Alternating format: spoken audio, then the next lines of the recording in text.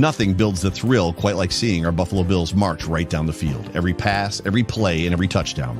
But for those of us who have to catch the action blurry, it's time to call Fichte, Endel, and Elmer Eye Care and schedule a consultation.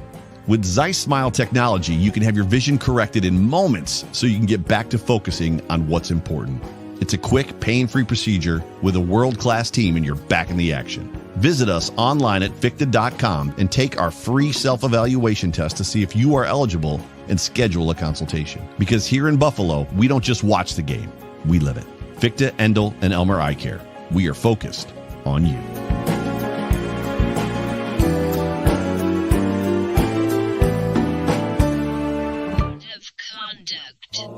Heavy is the head that wears the crown. I put in extra work that just can't be found. I took the sword out the stone, wasn't a thing. Look me in my eyes cause I'm a king. Look me in my eyes cause I'm a king. God made me punch in accurate numbers. My castle won't crumble. What I tackle will fumble. I've been a leader when they ain't see it, but now my feet is up. According to me, royalty didn't end with King Tut.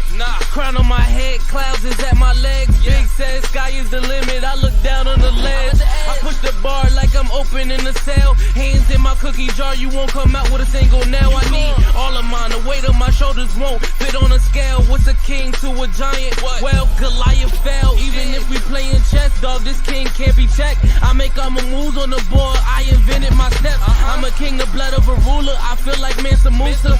Make your squad disappear like landing by the Bermuda. Triangle, look at it from my angle. I'm a king, the closest thing to being one of God's angels. Yeah, I'm a king. Heavy is the head that wears the crown. I put in extra work that just can't be found. I took the sword out the stone, wasn't a thing. Look me in my eyes cause I'm a king. Look me in my eyes cause I'm a king. Good morning, good afternoon, good evening, and good night.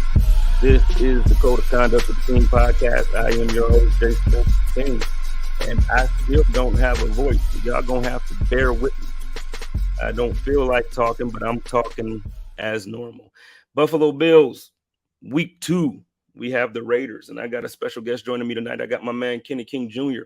And we've been talking about doing this for a while, but this is the first time that the Buffalo Bills have played the Raiders since the COVID season. And man, I want you to think of it that way. But he's a good dude. His father was a former player in the NFL, Kenny King Sr. He played for the Raiders, legend out there, and he's a real good dude. So he's going to come in. We're going to talk a little bit about the week 2 game. And you know, but before we do, I did want to take a quick second and do like a part 2 to what I did this morning. So the code of conduct that was released this morning, obviously I told you I recorded it immediately following the game as soon as I got back to the hotel. And the raw emotion, it was a lot of anger. I was obviously pissed off, and I'm still not happy about all of the crap that we saw against the Jets. You know, when Aaron Rodgers goes out, to me, that means that Josh Allen is the far superior quarterback, and he should look like it. He didn't. Now, the first half, if you look at his stats, he was accurate. Aside from the incompletions, which happened to be interceptions, in that first half, he was very accurate with the football. At one point, I believe it was 21 for 26, but 2 interceptions. And I'm bringing this up to say, like I said earlier, it's not the end of the world. They're disappointing. It's upsetting. But we got to relax as a fan base with calling out players for things that have nothing to do with what you know them for. It's quite literally none of your business who Josh Allen is dating, and it shouldn't matter to you that he's dating anybody. What matters is the football game. And if he doesn't perform well in a football game, the first thing that come out of your mouth should not be about who he's dating or who you think he did what with and what rumors you heard about somebody else, because it's irrelevant. You do not know Josh Allen. You do not know Stephon Diggs. I mean, how would y'all feel if every single time, I tell you what, I'm a come by Mighty Taco. And somebody that don't do their job right, I ask for whatever, the hot sauce in my bag and it ain't there. I need to know who you dating because I'm going on Twitter and it's going down. That's how ridiculous it sounds. Y'all want these guys to be machines and not people. Y'all want to talk about Stephon Diggs all summer because he was excused from practice one time. But then every chance that everybody gets, as soon as he does something that doesn't fall in line with the way we feel like he should act, all of a sudden he's a diva. Trade him before we can't get anything for him. It's the same thing in Minnesota. I need y'all to relax.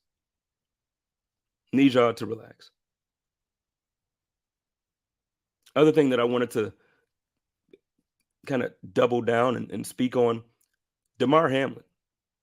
Look, I don't care if y'all call me mean. Y'all think I'm getting canceled. Y'all go ahead and cancel me. I don't care. Cancel me. Because I'm just saying what everybody said prior to what happened. I love Damar Hamlin. I am thankful that he is alive and well. I'm grateful that he's doing everything that he can do with his charity. And I love the message that he brings. I love the fact that now there are literally hundreds of thousands of people now who knows CPR who didn't know it before. That's big time. From what happened to him alone, it can save the lives of so many people just because so many others wanted to be trained properly. You can't do that. You can't do that if that doesn't happen. You don't change things so greatly, so dramatically, if you don't have that platform. So I'm grateful that he does. But what y'all not about to do is y'all not about to tell me that last season he was a phenomenal safety. Y'all not about to tell me that this guy is better. I said on the show this morning, and there's more people that want Damar Hamlin on this roster than they wanted Tremaine Edmonds on this roster. And I know I'm a Tremaine fan and stand to the end of times. I'm going to ride for my dog. But you're kidding yourself if you think Damar Hamlin is as good in his whatever role he's playing, special teams, safety. You're kidding yourself if you think he's as good as Tremaine Edmonds is in his. And I know it's a different conversation because we're talking about contracts and I'm talking about roster spots. And no, walk that back. I'm talking about the fan base. Forget what Brandon Beane could and couldn't do. Forget the cap space. I'm not talking about that. I'm talking about how we as a fan base talk to and treat these players. It's one thing to have sympathy and to feel and to be grateful that somebody is around. That's how I feel about Damar. But it's an entirely different thing to ignore the reason why he's here in the first place. He is here to play football. And I'm sorry. I remember the Miami game last year when Jordan Poyer and Micah Hyde were both out for the first time together last season. And we had Cam Lewis and Damar Hamlin as our starting safeties against the Miami Dolphins. And I don't know if y'all remember, but Jalen Waddle had his way. Y'all don't believe me? Go back and look. Y'all got NFL Plus, go back and look. I'm about tired of y'all crap when it comes to this stuff, man. Y'all sitting here and y'all want to. Why was he inactive? I'm going to leave it alone. But that is what it is. What y'all doing Saturday? Before I bring my guy in, I need to know what y'all doing Saturday because I feel like partying with y'all. So this is what y'all need to be doing come Saturday. Bills Mafia is back. Are you ready for it? The third annual Buffalo Rumblings IPA beer release party is going down September 16th, 6 p.m. to 9 p.m. at the Resurgence Brewing Company located downtown at 55 Chicago Street. I'm going to tell you what, you do not want to miss this event. Come out and hang with Joe, Sarah, and the rest of the Buffalo Rumblings crew for the Megapod. You're going to want to bring your questions and be a part of the live stream. Get involved. It's going to be live. And this year, we're also going to have our friends from Fans of Buffalo joining the party and sponsoring the fun. They're going to be in the house to provide you with all the information you need to make your away game day experience the easiest and the most smooth that you've ever had in your life. I can promise you, they do their job very well. So make sure you make it out Saturday, September 16th, 6 p.m., Resurgence Brewing Company, 55 Chicago Street.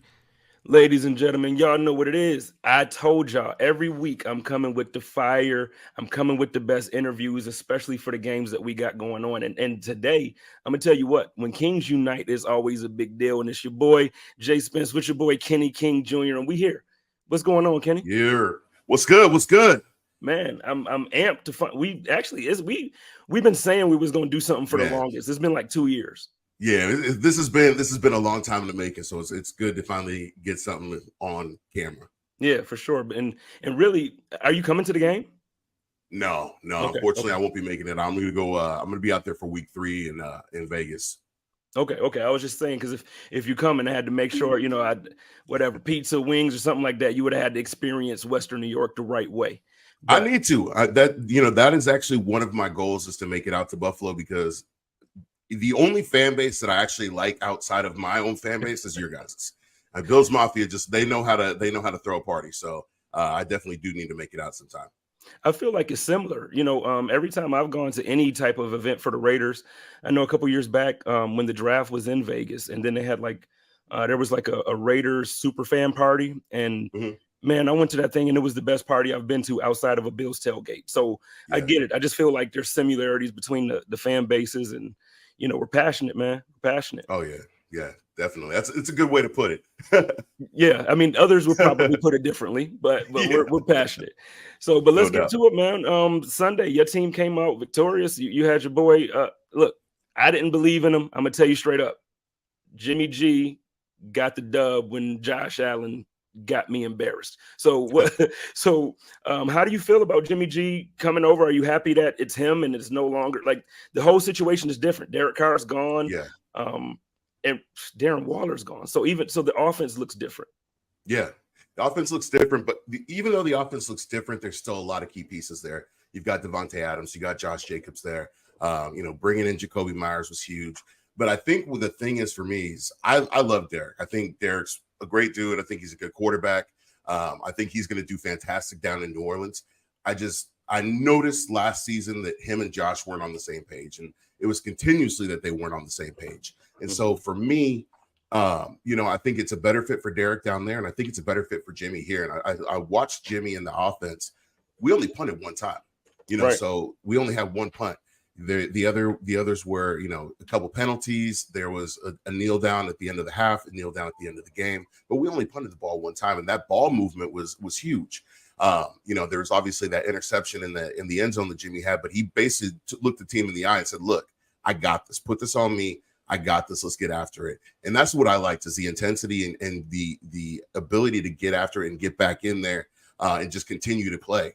And so this team, it feels different. It's one weekend, but it's felt different throughout the offseason. Just, talking to guys around the team, talking to Josh, talking to Max. These guys, they're dialed in. There's a different attitude with this team. And we got a quarterback that actually cusses now. So, it's different, but it feels good. Well, that goes. I mean, and I know that in a way it was a joke, but little like intensity levels go a long way for leadership. So I could see how that something like that. And you know what? But I think outside looking in, I don't think I would have thought Jimmy G was that type of leader at quarterback. I didn't either. Even going back to his days in New England when he was backing up Tom Brady, he just seemed like the quiet, pretty boy type. And I don't mean that as a diss to him. He just seems like that guy. So to hear that is actually interesting. How did you feel overall? I know, so we just talked about Jimmy, but then you talk about Josh Jacobs and you talk about the weapons that you have. Do you see Josh Jacobs having the same type of success? Maybe not necessarily lead the league in rushing, but still be one of the top 3, top 5 backs in the league this year? Yeah, I think Josh still has the ability to be a top 5 back at least. You look around the league, and the big question is, always after guys get paid, will they still produce? And I think that Josh is a guy that will still produce. You know, he doesn't have a lot of miles on his legs. He's coming out of Bama. You know, he's in year 5, but coming out of Bama, he didn't run that much. He split the backfield with 2 other backs. So he was out there, you know, being used sporadically. So coming into the league, he had less miles than other running backs had. But I think that the way that he runs, the way that he prepares, is he puts so much intensity into his workouts. He puts so much into his training. Every year he gets better. And I feel like Josh still hasn't reached his peak. I'm really excited to see what Josh has done, just because I feel like, you know, like I said, every year he's gotten better and you see that progression with him. But I think that Josh he's gonna have a solid season. I think that, you know, the offensive line looks better. And, you know, I think he's gonna be all right. Yeah, I think so too. So one of my favorite things about him is how patient he is. I feel like a lot of times, you know, when you watch certain players, you find, obviously there's certain things that stand out. And to me, I think it's subtle. I don't think it's because the way he runs is powerful, and it is but in that power and in that aggression, there's moments where he picks those spaces. You know, he picks those spots, and when he hits that hole, then it's like, okay, I'm gone. See you. And I like that. And it's one of those things that I wish the Buffalo Bills had. So this year, obviously, James Cook is our lead back. And, you know, we got some other guys that are good backs, Latavius Murray and Damian Harris. You know, we got some good guys. But I still don't think that the Buffalo Bills did enough for the running back room to really take the pressure off of Josh Allen. So for the Raiders, when you're coming into this game defensively, what do you think the plan is? Because obviously we saw what the Jets did. I don't even want to talk about it again. We saw what the Jets did. When there's too much on Josh Allen's shoulders, and we've seen this historically throughout his career, he just does too much. He tries to force things. He makes bad decisions, and so what do you think defensively your team is going to have to do in order to kind of get Josh in that position, you know, to basically make him one-dimensional like the Jets did? They got to get him early. You know, one of the things that Al Davis used to always say is the quarterback must go down, and he must go down hard. First play of the game. And that's what you got to look at. You got to look at attacking Josh Allen early, you know, forcing blitz, you know, forcing him to make mistakes. If you can do that and you get in his head, then it's pretty much any quarterback. You get in their head, you're going to be in their head the whole game. It's going to be keyed on Max. Max is going to have to get off the ball like he does and just, you know, wreak havoc in the backfield. And then, you know, the secondary just has to, you know, do their job. I think, you know, all eyes are going to be obviously on Stephon Diggs, you know, and that's going to be the biggest focus is just, you know, making sure that we shut that down and getting after Josh. But I think the key is first getting after him first, creating those blitzes, creating some pressure, and hopefully forcing some turnovers. But I think, you know, if they don't start off fast, then Josh Allen has the ability to get you. And we've seen it before. You know, we saw it the past couple of years where, you know, he just turns it on and lights it up. And so, you know, obviously this is a different team than it has been in the previous years, but, you know, there still is that hangover lingering of where we've seen what he's done. Yeah, and see, that's the thing. So Bills fans, obviously, we're all emotional and we're angry, but we've seen Josh Allen have a game, maybe not this bad, but we've seen him have a game where he has 2 interceptions and a fumble, and it just doesn't look anything like what we've seen, for instance, in the playoff game against the Kansas City Chiefs. You know, he looked like he was going toe-to-toe with Patrick Mahomes, and it was incredible to watch as a Bills fan. We need to see that on a consistent basis. But yeah, so I think if I'm going to be honest about it, I'm going into this week, I'm always like, you know, I respect the Raiders, but I'm not scared, right? Like that was the energy that I had really come, like when I did the schedule prediction for the season. It's like, yo, I love the Raiders. I think but man, the Bills, this is our year, man. We're going to do it. You know, you got to do. Yeah. After that Monday Night Football game, I'm going to tell you something. If Max Crosby does not get to Josh early and often, I will be surprised, because Spencer Brown is a liability. And until the Buffalo Bills figure out something to do at the right tackle position, Josh Allen is going to be he's going to be a target, man, because guys were coming at him free. Five freaking sacks the first game of the year. Crazy. Again, I don't want to. We can move on.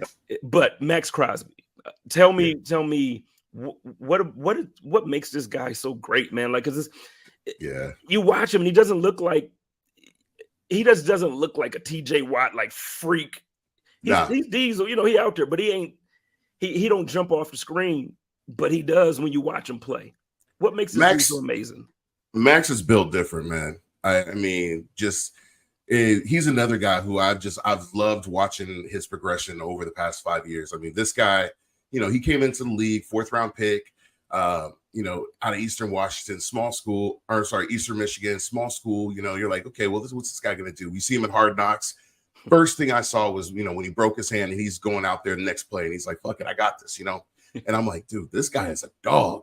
But then just watching him and getting to know him over these past 5 years and talking to him, and hearing his approach to the game and how, he's constantly looking to get better and picking players' brains. I mean, he's talking to, Cam Jordan, he's talking to Von Miller, he's talking to Aaron Donald, and they're going off each other, trying to just, learn different techniques and moves. And he takes it and he uses it, because it's one thing you see a lot of players like, oh yeah, I was watching this and I saw that. Okay, but what did you do? Did you put it out? Did you do it on the field? He's actually putting it to use. And Max he goes at a different speed. You watch the line, I'll sit there and just watch the D line. As a former D lineman, I love watching just the line. And he's off the ball as the ball is snapped. Like, I mean, he's almost like he knows the snap count. He's off the ball and he's already there. And so Max is he's a different, to quote Kobe Bryant, he's a different animal in the same beast, because he's built different. And he's not the TJ Watt. He's not the JJ Watt where he's just a prototypical, specimen. Yeah. This dude, he's a grinder. He works his tail off. And, he reminds me a lot of Jared Allen, because it's the same work ethic. He's just constantly working and trying to perfect his craft. And I think this year, I've been saying it since the offseason. This is the year where Max gets DPOY. Yeah, no, I love it, man.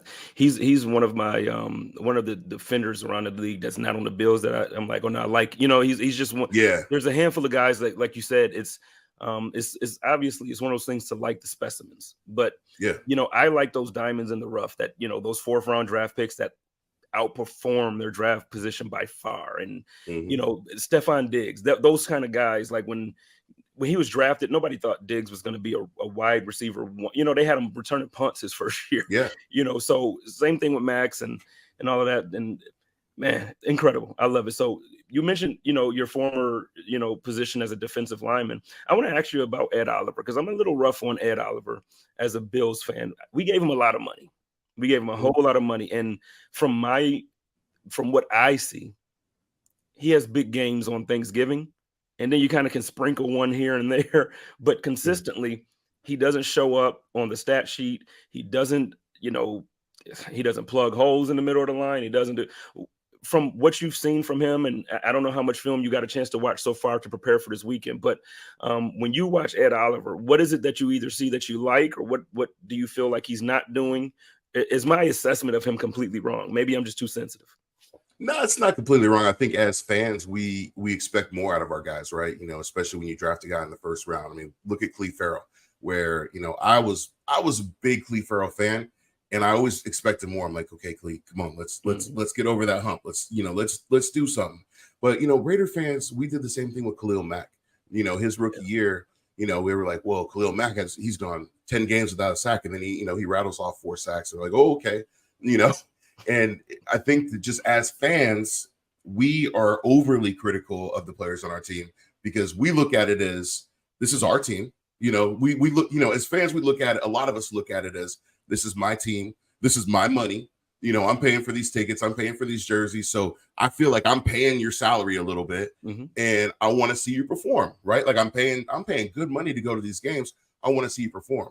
I think the frustration, and I'm not trying to put words in Bills Mafia mouth, but I think the frustration is, like you said, you're not getting them plugging up every hole, and you're not getting the sacks that you would expect with a Quinnen Williams. I just think that Ed Oliver is a different type of player. I think that he's more of that 3 technique, that 3-0 technique. He's probably better off at nose guard. Only problem is he's just a little too small to play nose guard. It also might be a situation where he's just in the wrong defense. Maybe this isn't the right defense for him. You put him in a situation like Pittsburgh where they run that 3-4, or another situation like that. I think he might have a better stat line. Sometimes it's not the team is not the right fit.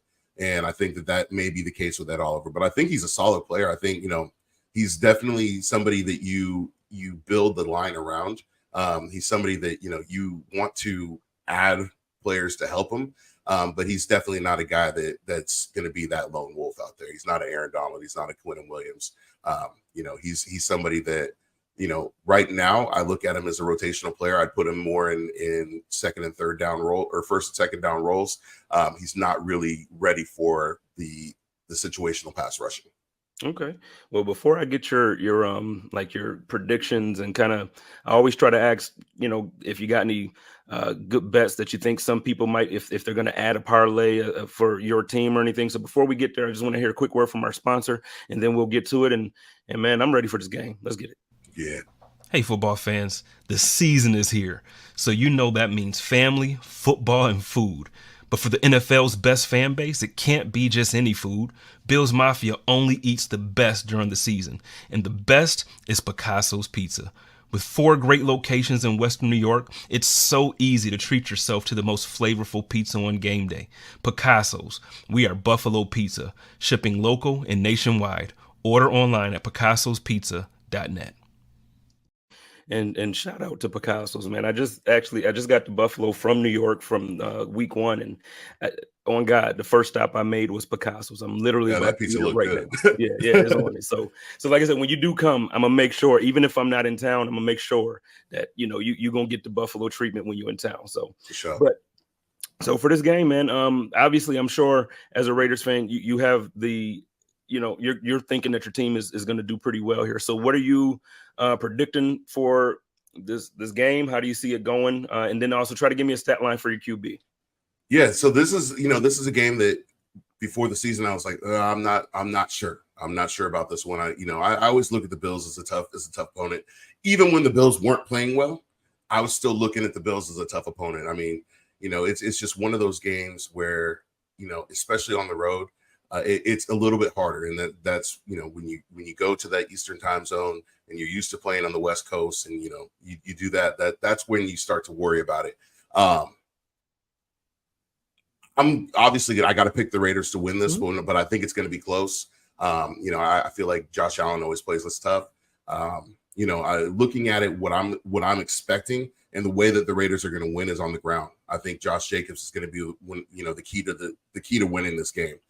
Josh has to have at least a touchdown, has to have at least 100 yards in games where Josh Jacobs has over 100 yards and a touchdown. I think the Raiders are like 8-2. And so, those are the situations where, you want to see Josh get the ball. And I think, Josh is going to be hungry for that. Stat line for the quarterback, I think Jimmy will probably have about 250 yards. I would say a touchdown, and hopefully no picks, but I think that touchdown is going to be Devontae Adams. Devontae wasn't used too frequently last week. I know he's going to want to get involved a little bit more. The question on, there's question marks around Jacoby Myers, if he's going to be ready, since the Broncos were headhunting and Sean Payton looked like he had his bounties out there again. Yeah. So, I mean, Jacoby, I feel bad for the guy. He got a bad concussion. I don't know if he'll be ready, but I, expect to see Hunter Renfrow get some more snaps too. But yeah, I'm going to say about 250 touchdown. Josh Jacobs, 100.